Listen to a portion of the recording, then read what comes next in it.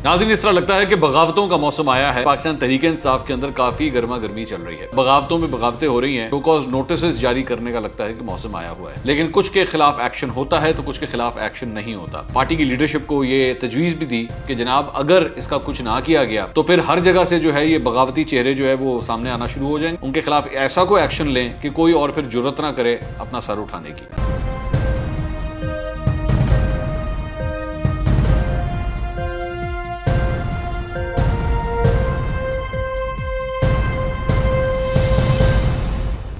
अस्सलाम वालेकुम नाज़रीन, मैं हूं मंसूर अली खान। अपने YouTube चैनल के ऊपर आपको खुशामदीद कहूँगा। सबसे पहले आपसे दरख्वास्त कि चैनल को सब्सक्राइब करना मत भूलिएगा और बेल आइकन ज़रूर प्रेस कीजिएगा। नाज़रीन, इस तरह लगता है कि बगावतों का मौसम आया है। वैसे तो आजकल सर्द हवाएं चल रही हैं, ठंड है हर जगह पे, लेकिन इसके बावजूद लगता है कि पाकिस्तान तहरीक इंसाफ के अंदर काफ़ी गर्मा गर्मी चल रही है और बगावतों में बगावतें हो रही हैं। शो कॉज नोटिस जारी करने का लगता है कि मौसम आया हुआ है। पिछले दिनों आपको ये पता है कि नूर आलम खान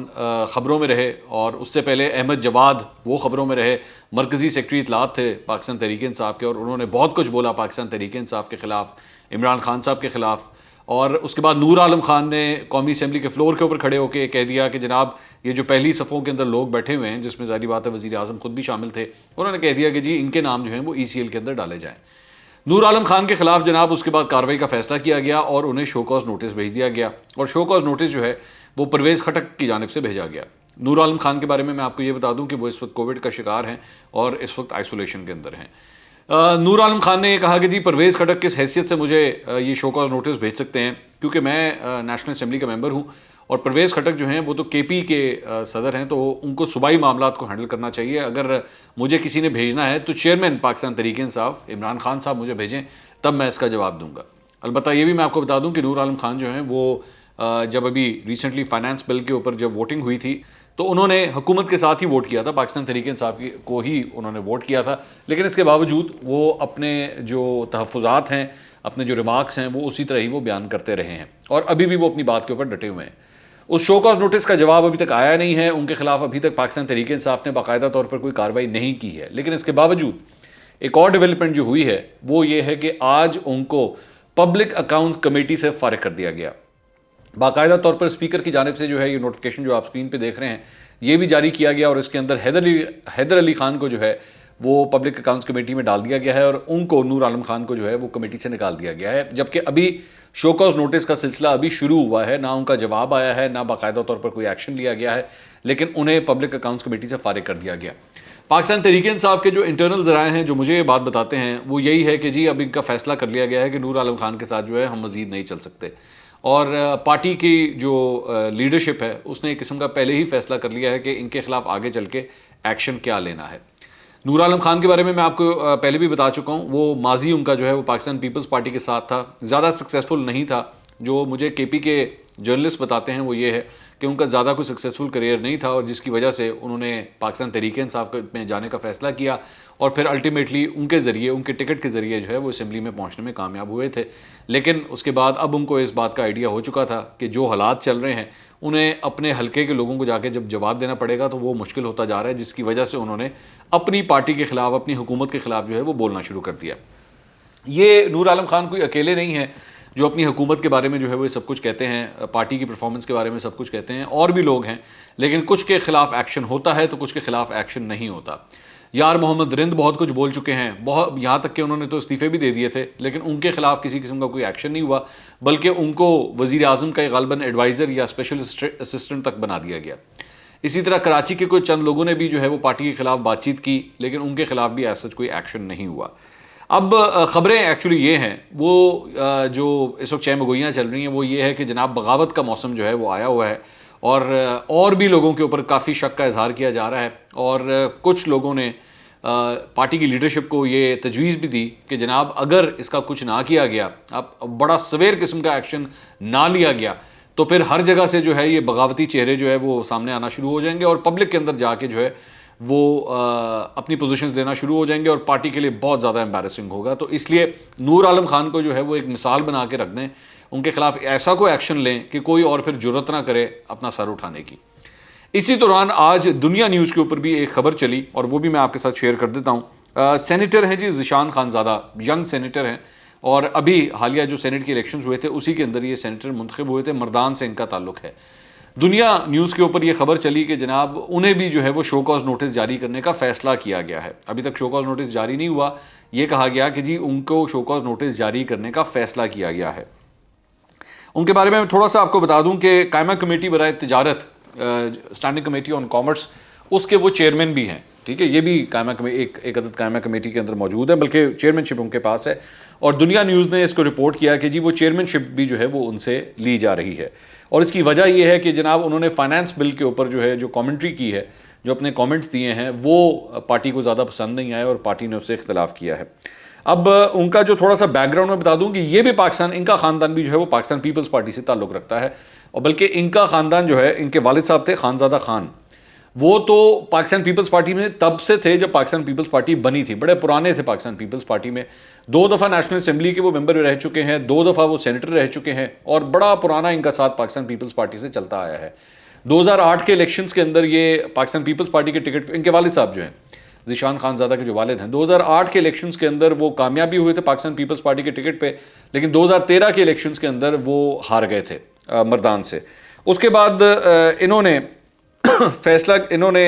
ٹکٹ مانگا تھا PK49 کے لیے اپنے بیٹے کا، انہی کا ہی، ذیشان خانزادہ کا، لیکن پاکستان پیپلز پارٹی نے سابق سپیکر عبدالاکبر خان کی جو بیوہ ہیں ان کو ٹکٹ دینے کا جب فیصلہ کیا تو اس سے وہ بڑے ناراض ہوئے، اور الٹیمیٹلی اکتوبر 2019 میں جا کے ذیشان خانزادہ نے جو ہے وہ اپنے والد صاحب کو کنونس کیا کہ جناب اب ہمیں پارٹی بدلنے کی ضرورت ہے، اور اس کے بعد یہ PTI کے اندر چلے گئے۔ پاکستان تحریک انصاف نے اس وقت ان کو یہ ایشورنسز دی تھی کہ جناب ہم آپ کو سینیٹر منتخب کرائیں گے اور آپ کو ہم ٹکٹ بھی دیں گے، جس کے بعد ان کے والد صاحب جو خانزادہ خان ہیں وہ اس وقت سینیٹر تھے، انہوں نے بھی اپنی سینیٹرشپ سے ریزائن کر دیا تھا، اور اس کے بعد یہ لوگ جو ہیں پاکستان تحریک انصاف میں چلے گئے، اور بالآخر ان کو پارٹی نے، پاکستان تحریک انصاف نے ان کو ٹکٹ بھی دیا، اور اس کے بعد یہ سینیٹر منتخب ہو گئے۔ سینیٹر یہ بھی میں آپ کو بتا دوں کہ ان کا تعلق جو ہے یہ بتایا جاتا ہے مردان میں، یہ جو سگریٹ کے بڑے بڑے کاروباری خاندان ہیں ان سے ان کا تعلق ہے، ارب پتی کھرب پتی لوگ ان کو کنسیڈر کیا جاتا ہے، اور کئی لوگ یہ بھی کہتے ہیں کہ جناب یہ اپنے پیسے کے بلبوتے کے اوپر ٹکٹ لینے میں کامیاب ہوئے۔ البتہ ایک بات یہاں پہ ضروری ہے بتانا کہ ذیشان خانزادہ نے خود بھی یہ ٹویٹ کیا ہے کہ جی ان خبروں میں کوئی صداقت نہیں ہے، میں پوری طرح، انہوں نے، اب مجھے نہیں پتا وہ سیف کھیل رہے ہیں یہ کیا بات ہے، انہوں نے یہ کہا کہ جناب اس خبر میں کوئی صداقت نہیں ہے، میں پوری طرح فائنانس بل جو پیش کیا گیا ہے میں حکومت کے ساتھ ہوں، اور مجھے کسی چیز کے اوپر کوئی اعتراض نہیں ہے۔ البتہ میں آپ کو یہ ضرور بتا سکتا ہوں کہ اس وقت اب ایک موسم جو ہے وہ سٹارٹ ہو رہا ہے آہستہ آہستہ، اور پاکستان تحریک انصاف کے لیے بڑی امبیرسنگ سچویشن بن رہی ہے، اور یہ ہوتا ہے، یہ کسی بھی پارٹی کے ساتھ ہوتا ہے، جب آخری سال 1.5 سال رہ جاتا ہے کسی بھی حکومت کا، تو اس کے بعد وہ تمام آوازیں، وہ تمام لوگ جو اپنے جذبات کو بند کر کے بیٹھے ہوتے ہیں، اپنے آپ کو کھل کے سامنے نہیں لے کر آتے، تو اس کے بعد وہ بغاوتیں کرنا شروع کرتے ہیں، کیونکہ ان کو سینس آ جاتی ہے کہ جناب اگلے الیکشن کے لیے اگر ہم نے جانا ہے الیکشن کے اندر، اور اگر ہمیں ٹکٹ چاہیے تو اس موجودہ حکومت کے ساتھ ہمیں جانا ہے یا نہیں جانا۔ اور اس وقت جو سچویشن ہے، ظاہری بات ہے لوگ مہنگائی سے تنگ آئے ہوئے ہیں، اور جو پاس پرفارمنس دیکھی ہے اس حکومت کی، اس کے بعد کوئی بھی شخص جو ہے وہ اس ٹکٹ کے اوپر الیکشن لڑنے کے بارے میں 100 دفعہ پہلے سوچے گا کہ جی میں اپنے پیسے اس کے اوپر لگاؤں، اپنا ٹائم اس کے اوپر لگاؤں یا نہ لگاؤں۔ یہ تمام جو بڑے بڑے خاندان ہوتے ہیں، یہ ذہن میں رکھیے گا، یہ کیلکولیٹ کرتے ہیں کہ کیا ہم اگلا الیکشن جو ہے ہمارے لیے کسی بھی وننگ ٹکٹ کو لینا ہمارے لیے کتنا فائدہ مند ثابت ہو سکتا ہے، اور اگر کسی پارٹی کو ان کو لگے کہ لہر ایسی چل رہی ہے یا حالات اس قسم کے ہیں کہ اس پارٹی کے ساتھ ہمیں نہیں کھڑے ہونا چاہیے، تو پھر وہ اپنا نہ پیسہ نہ اپنا ٹائم ان لوگوں کے اوپر لگاتے ہیں۔ تو پاکستان تحریک انصاف کے اندر یہ سینس پائی جاتی ہے کہ جناب آنے والے جو مہینے ہیں اس کے اندر اس طرح کے بہت سے لوگ جو ہیں وہ اپنا سر اٹھانا شروع کریں گے، اور پبلک میں جا کے، ٹیلی ویژنس کے اوپر جا کے، ٹاک شوز میں جا کے اپنی پارٹی کے خلاف، اپنی حکومت کے خلاف جب اظہار خیال کریں گے تو ہمارے لیے بہت امبیرسنگ سچویشن ہو جائے گی۔ دوسری ایک خبر جو سامنے آئی ہے وہ آئی ہے پنجاب کے بلدیاتی انتخابات کے حوالے سے۔ اس کے بارے میں بڑی چہم گوئیاں چل رہی تھیں کہ جناب ہوں گے نہیں ہوں گے، ہوں گے نہیں ہوں گے۔ اب خبر یہ آئی ہے کہ جناب پنجاب حکومت نے یہ فیصلہ کیا ہے کہ 15 مئی کو پنجاب کے اندر بلدیاتی انتخابات کروائے جائیں گے، اور یہ بھی میں آپ کو بتا دوں کہ جو سینئر تجزیہ کار ہیں جن کا تعلق ہے، جنہوں نے پنجاب کی پالیٹکس کو بڑے غور سے دیکھا ہے، انہوں نے اس بات کی ابھی فی الحال یہ پیشن گوئی کی جا رہی ہے کہ پاکستان تحریک انصاف کے لیے بہت مشکل ہے ان بلدیاتی انتخابات کو جیتنا، کیونکہ جو موجودہ حالات ہیں اس کے اندر جو ہے وہ پارٹی بڑی پرابلم کے اندر پھنسی ہوئی ہے۔ बल्दियाती इंतखाबात के हवाले से मैं पहले ही आपको बता दूं, क्योंकि मेरा अपना ताल्लुक भी लाहौर से ही है, और इस सिलसिले में ऑलरेडी आहिस्ता आहिस्ता तैयारियां जो हैं वो शुरू हो चुकी हैं। कैनवसिंग हो रही है, आपस में नेटवर्किंग हो रही है, कॉन्टैक्ट्स लड़ाए जा रहे हैं टिकटों की खातिर और राब्ते किए जा रहे हैं। तो ये सिलसिला काफ़ी देर से ऑलरेडी चल रहा था, लेकिन इंतज़ार था, देखा जा रहा था कि क्या पाकिस्तान तहरीक इंसाफ ये कड़वा घूंट पीने के लिए तैयार होती है या नहीं होती। ख़ास तौर पे केपी के अंदर हमने जो पहले फेज़ के अंदर देखा था कि पाकिस्तान तहरीक इंसाफ की बड़ी ही एम्बैरेसिंग सिचुएशन थी कि sitting government, provincial sitting government आपके पास, प्रोविंशियल फेडरल सिटिंग गवर्नमेंट आपके पास स्कीमें अनाउंस करने के लिए बड़ा कुछ होता है, बजट्स होते हैं आपके पास, सारा एडमिनिस्ट्रेशन, सारा नेटवर्क आपके पास होता है। इसके बावजूद जो परफॉर्मेंस आई है पाकिस्तान तहरीक इंसाफ की, और ये ज़हन में रखिएगा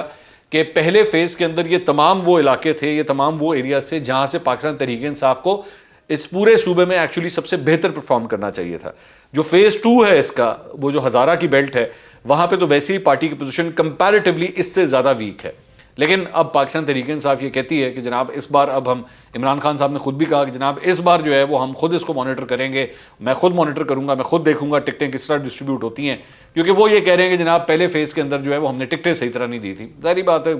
पार्टियाँ जो होती हैं वो बैठ के उसका कोई ना कोई उसका बहाना ज़रूर निकालती हैं। एक और तब्दीली भी आई कि अब जो है परवेज़ खटक के ज़िम्मे ये सारा कुछ लगा दिया गया है। परवेज़ खटक अब केपी की सरबराही करें। अच्छा, परवेज़ खटक से मुझे याद आया कि आप ये देखिए कि परवेज़ खटक ने खड़े होके इमरान खान साहब के सामने जो है बड़ा कुछ कह दिया, और बड़ी एम्बैरेसिंग सिचुएशन हुई, तमाम टेलीविज़न चैनल्स के ऊपर जो है वो सब कुछ रिपोर्ट हुआ। लेकिन उसके बाद परवेज़ खटक के लिए जो है वो पूरी पार्टी जो है वो बिछ गई, और ना कोई शो कॉज नोटिस, ना कोई ऐसी वैसी बात हुई। बड़े आराम से जो है वो मामले को हशप कर दिया गया, क्योंकि ज़ाहिर बात है परवेज़ खटक साहब का जो स्टेचर है, परवेज़ खटक साहब का जो कद है पार्टी के अंदर, उस तक ये तमाम बाकी लोग नहीं पहुँचते। तो बाकी लोगों को जो है शो कॉज नोटिस, लेकिन परवेज़ खटक साहब के लिए जो है वो लाल कालीन उनके सामने जो है वो बिछा दिए गए। सियासत के अंदर यही होता है। एनीवेज, अब पाकिस्तान तहरीक इंसाफ की पूरी कोशिश है कि मज़ीद कोई बगावतें ना हो, और नूर आलम खान को एक ऐसी मिसाल बना दिया जाए कि जिसके बाद उनको देखते हुए, उनके साथ जो सलूक होता है उनको देखते हुए कोई और इस बात की जरूरत ना करे कि वो पार्टी के खिलाफ या मौजूदा हुकूमत के खिलाफ जो है वो सर उठाने की कोशिश करे। अगले व्लॉग में दोबारा मुलाकात होगी। अल्लाह हाफ़िज़।